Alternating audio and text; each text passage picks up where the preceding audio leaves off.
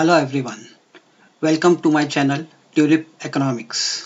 आज हम human capital formation chapter जो इंडियन इकोनॉमिक डेवलपमेंट का है उसे समझेंगे। चलिए आगे बढ़ते हैं। सबसे पहले ह्यूमन कैपिटल का मीनिंग क्या है। Human capital refers to skill, knowledge, efficiency, expertise etcetera which improves productive efficiency and earning capacity of a person. याद रखना, human capital is a stock concept. ये इंटेंजिबल होता है, इसे हम देख नहीं सकते। It can not be separated from its owner मतलब worker, and it can be improve through training and other methods. People become resource because resource हम तभी बन सकते हैं जब हमारे पास नॉलेज होगा। Knowledge comes from education. Education gives a person better social standing and pride, जिससे हम बेटर चॉइसेस लाइफ में कर सकते हैं। Education also stimulates innovation. Human resource को हम बदल सकते हैं ह्यूमन कैपिटल में by investing in education, health, training etcetera.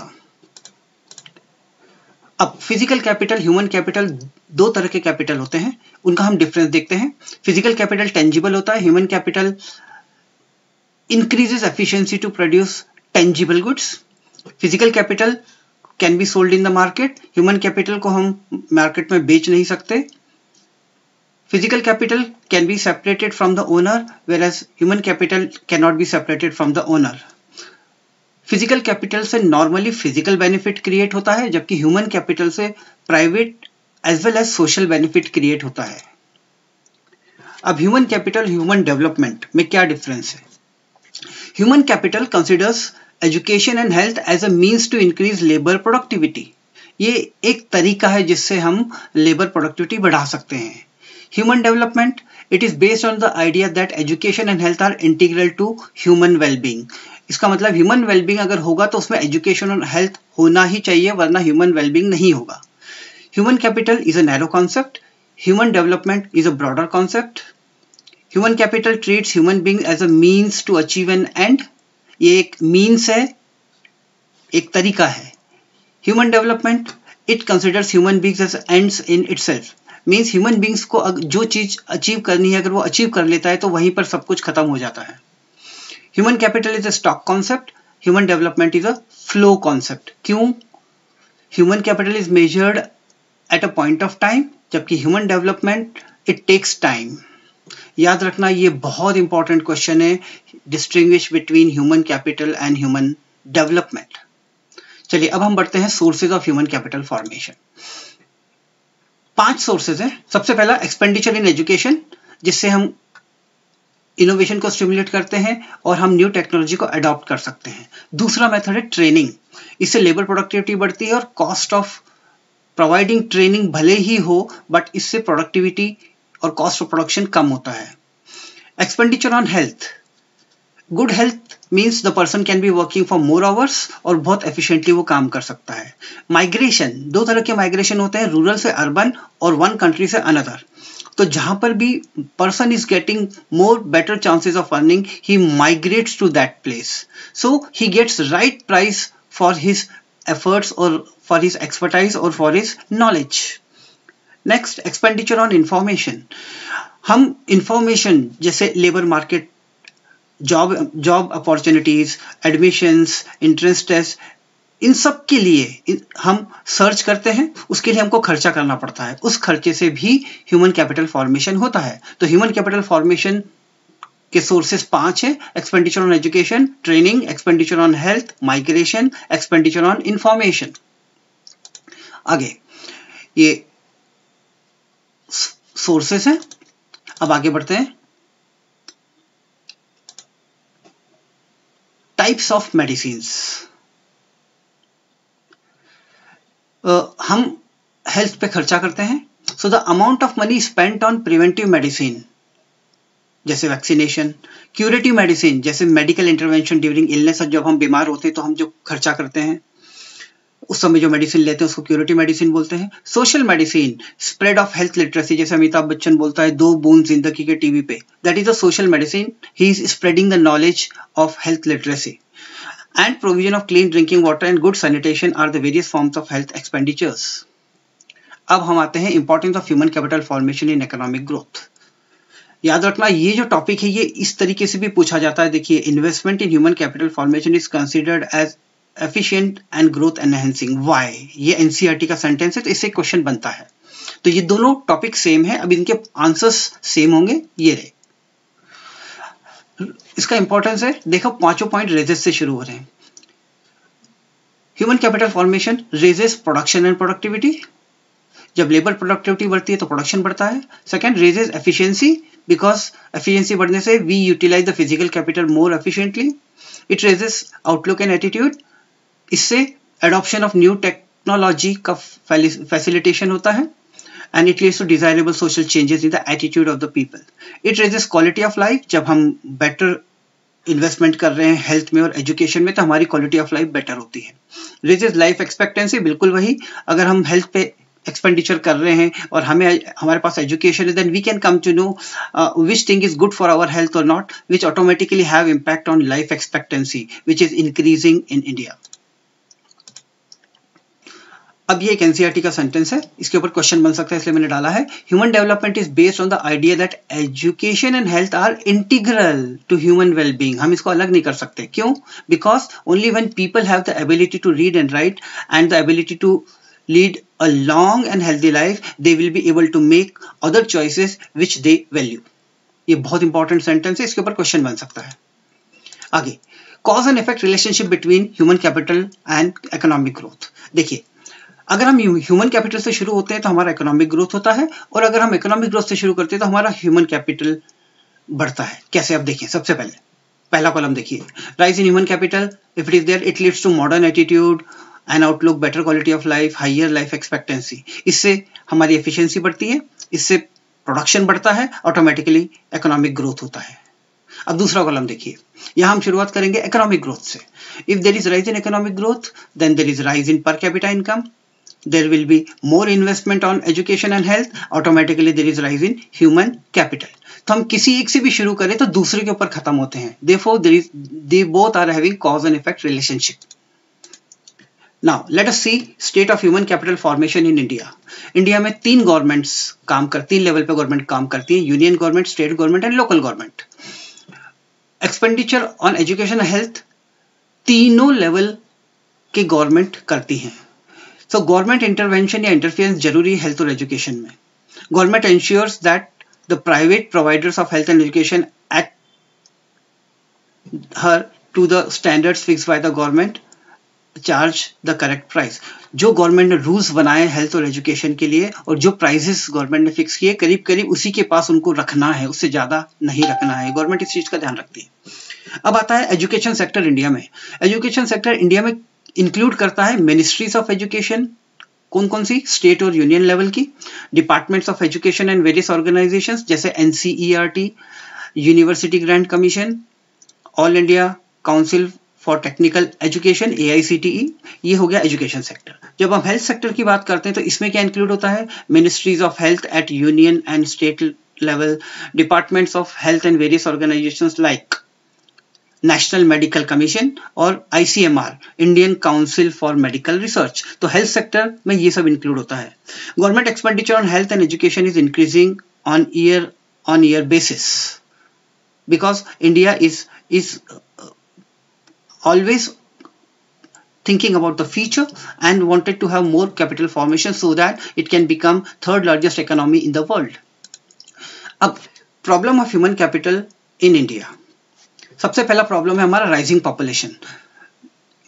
इससे क्या होता है? We do lots of expenditure on removing poverty and providing basic needs to the people, इसीलिए हमें ह्यूमन कैपिटल के लिए पैसा कम पड़ता है। Second, human capital is a long term process. It takes minimum 5 years to see its impact. Means education, health, training पे जो हम expenditure करेंगे उसका हमें effect कुछ समय के बाद ही दिखता है। Then there is high regional and gender inequality. कुछ states education wise बहुत advanced है, industrially बहुत advanced है, उनमें human capital formation बहुत तेजी से हो रहा है। उसी के साथ में sex ratio is also not same in all the states of India, सब में अलग अलग है। सो जेंडर इनइक्वालिटी भी है। Brain drain, migration of skilled labour is called as brain drain. Best skilled labour of India, IITs and other like doctors, they move from India abroad because they get better prices there. This is brain drain. This is also one of the problem. Insufficient on the job training in agriculture. Agriculture में maximum workforce India में काम करती है, but उनके खेतों में उनको training कोई प्रोवाइड नहीं करता है. It is very less, it is insufficient. तो ये 5 प्रॉब्लम है. कौन कौन से वापस देख लेते हैं. Rising population, long term process, high regional and gender inequality, brain drain, insufficient on the job training in agriculture. अब आते हैं growth of government expenditure on education. जब हम इसकी बात करते हैं तो उसमें हमें ये समझना है कि what are the ways of expressing government expenditure on education. ये 2 होते हैं. Percentage of education expenditure on total government expenditure, मतलब टोटल गवर्नमेंट एक्सपेंडिचर में से कितना परसेंटेज एजुकेशन पे जा रहा है, और जीडीपी दूसरा होता है जीडीपी का कितना परसेंटेज एजुकेशन में जा रहा है.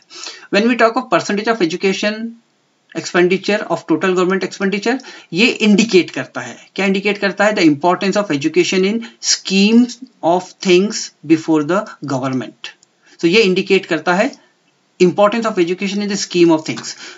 जब हम percentage of education expenditure on GDP की बात करते हैं, it expresses how much of people's income is being committed to the development of education in the country. तो ये कमिटमेंट बताता है डेवलपमेंट ऑफ एजुकेशन को लेकर.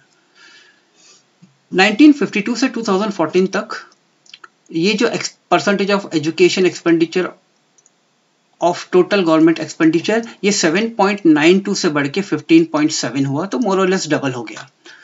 जबकि percentage of education expenditure on GDP, ये 1952 से 2014 तक 0.64% से बढ़कर हुआ 4.13%, जो कि कम है. This is less. अगर हम जनरली देखें तो increase in education expenditure has been ununiform, कभी भी यूनिफॉर्म नहीं हुआ है. मैक्सिमम एक्सपेंडिचर गवर्नमेंट ने जो किया है वो एलिमेंट्री एजुकेशन पे किया है. इसका मतलब हायर एजुकेशन जैसे कॉलेजेस, जिसको हम टर्शियरी एजुकेशन बोलते हैं, उस पे एक्सपेंडिचर बहुत कम है. 2014-15 की अगर हम बात करें, per capita expenditure on elementary education पूरी इंडिया में सबसे हाईएस्ट था हिमाचल प्रदेश विथ ₹34,651, और सबसे लोएस्ट था बिहार में ₹4,088. इसका मतलब within the country there is difference in opportunities. कुछ इंपॉर्टेंट थिंग्स हैं जो कि 1 मार्क में पूछे जाते हैं, जैसे Tapas Majumdar committee made in 1999. It estimated an expenditure of 1.37 lakh crore rupees over 10 years, मतलब 2006-7 तक, to bring children in the age group of 6 to 14 years under the preview of school education. तो याद रखना इन्होंने कितना टाइम पीरियड लिया था और कितना अमाउंट बोला था, 1.37 लाख करोड़ और 10 years. कौन सी एज ग्रुप के लिए, 6 to 14, to bring all the children up to 14 years of age to school.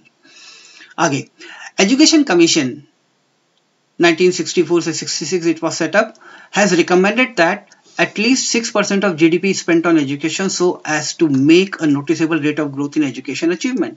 तो 6% of GDP एजुकेशन पे खर्च करना चाहिए, बट देखिए करंट लेवल कितना है, only 4%, so it is very less. In 2009, Right of Children to Free and Compulsory Education Act was formed for providing free education to the children of age group 6 to 14 years. इसके अलावा government is imposing 2% education cess on all union taxes. Education cess क्या होता है, education cess is tax on tax. Ultimately हमें जितना tax देना है, जैसे इनकम टैक्स, जितना इनकम टैक्स देना है उसके ऊपर 2% एक्स्ट्रा हमें देना है, that will be called as cess. So 2% education cess union government has imposed for the education. अब हम आगे बढ़ते हैं. Select indicators of development of education and health sector. इसमें हमें सिर्फ फर्स्ट और लास्ट कॉलम का कंपेयर करना है. अगर हम रियल पर कैपिटा इनकम को कंपेयर करें, अप्रोक्सीमेटली 7,600 से ये हो गया 77,659 rupees. So it has become more or less 11 times. Crude death rate 25.1 था 1951 में, अब हो गया 6.3. So we can say more than 75% it has decreased. It is a good thing. Infant mortality rate, it was 146 in 1951, has become 33 now. So remarkable improvement. Life expectancy male और female दोनों की देखें, दोनों की इंप्रूव हो गई है 37.2 and 36.2 से, फिर 67 for males and 70 years for females. Literacy rate 1951 में 16.67 था and it has now become nearly 76, which is again a remarkable achievement for government of India. And a developed country have more than 90% literacy rate, so we are on the way to achieve it. Human capital formation का अगला topic है जो हमने table देखा था उससे related ही है, वही सब चीजें यहां पर है, आप इसका चाहो तो स्क्रीनशॉट ले सकते हो। Challenges posed bye education policy, क्या क्या चैलेंजेस आ रहे हैं इंडिया में एजुकेशन पॉलिसी को लेके? Gender bias, still in the country if you see male students are given more preference for education compared to females, therefore the drop out ratio is more for girls. Low access level in rural areas, इसका मतलब education institutes rural areas में बहुत कम है compare to urban areas. Third, privatisation of education होने से education have become much more costly, बहुत महंगा हो गया है। Less government expenditure on education, अभी हमने देखा कि 6% कमीशन ने रिकमेंड किया था बट गवर्नमेंट सिर्फ 4.13% कर रही है, तो नियरली ये 4.13 है, तो 6% करना चाहिए बट अभी बहुत कम कर रही है। So which are the 4 challenges posed by the education policy? Gender bias, low access level in rural areas, privatization, less government expenditure on education.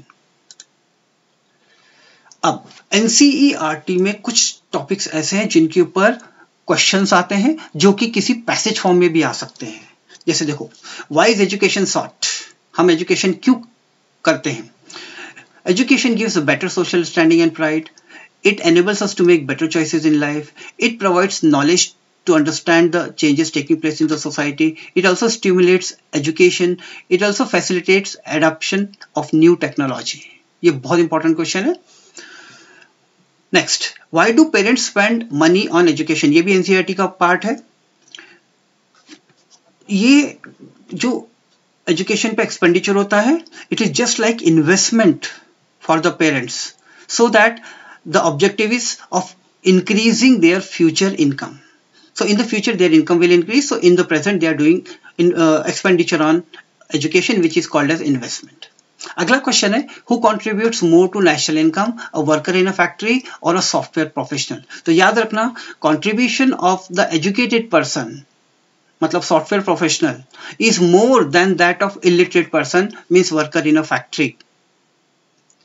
Therefore automatically we can come to know that an educated person is contributing more to national income.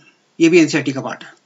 Next, ये अक्सर आता है question, government intervention in education and health sector is necessary, why?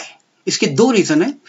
If government is doing expenditure on education and health sector, that is if government is intervening the education and health sector, तो government के intervention से क्या होता है, both private as well as social benefit create होते हैं, which is good for the country. Second, as expenditure on education and health institutes are important for the growth of the nation. इसीलिए government का intervention जरूरी है। ये दो point जो bold letters में लिखे हुए हैं उसको याद कर लेना। अब last part of the chapter, level of unemployment in India, क्योंकि ह्यूमन कैपिटल फॉर्मेशन बेटर तभी माना जाएगा जब अनएम्प्लॉयमेंट कम होगा या अनएम्प्लॉयमेंट रेट कम होगा। तो जो डाटा था जो NCERT में दिया है वही हमारे कोर्स में है। As per NSSO data in the year 2011 and 12, the rate of unemployment among youth males who studied graduation and above in rural area was 19%। So graduate rural persons का अनएम्प्लॉयमेंट रेट 19% था, और यही अगर urban part में देखें तो 16% था। The most severely affected ones were young rural female graduates, as nearly 30% of them were unemployed. So female rural graduates were 30% unemployed. वही अगर हम दूसरी तरीके से कंपेयर करें, in contrast to this, only about 3 to 6% of primary level educated youth in rural and urban areas were unemployed. इसका मतलब primary level का जो एजुकेशन है उसके बाद अगर आप जॉब पे जाते हो तो वहां पर आपको जॉब मिल जाता है, क्योंकि अनस्किल्ड जॉब इजीली अवेलेबल है उनके लिए, तो वहां पर अनएम्प्लॉयमेंट रेट कम है। Therefore the government should increase allocation for higher education, मतलब टर्शियरी एजुकेशन में खर्चा बढ़ाना चाहिए, and also improve the standard of higher education institutions so that students are imparted employable skills in such institutions. तो हमें मालूम होना चाहिए NEP 2020 जो नया एजुकेशन पॉलिसी आया है उसमें स्किल बेस्ड एजुकेशन पे स्ट्रेस किया गया है। हर स्कूल्स में स्किल बेस्ड सब्जेक्ट शुरू करेंगे जिससे standard of higher education improve होगा। From 11th onwards it will improve. NCERT के कुछ यूजफुल क्वेश्चन है जो टेक्स्ट बुक में से मैंने लिए हैं, आप जरूर देख लेना। Why do parents spend money on education? Who can work better, a sick person or a person with sound health? ये सारे क्वेश्चन है, आप इसका स्क्रीनशॉट ले लीजिए। इसका आंसर आप एनसीईआरटी में देख सकते हैं या इस चैप्टर के बेस पे जो हमने समझा है आप इसको आंसर कर सकते हैं। Kindly like, subscribe and share this video. Thank you for watching the video.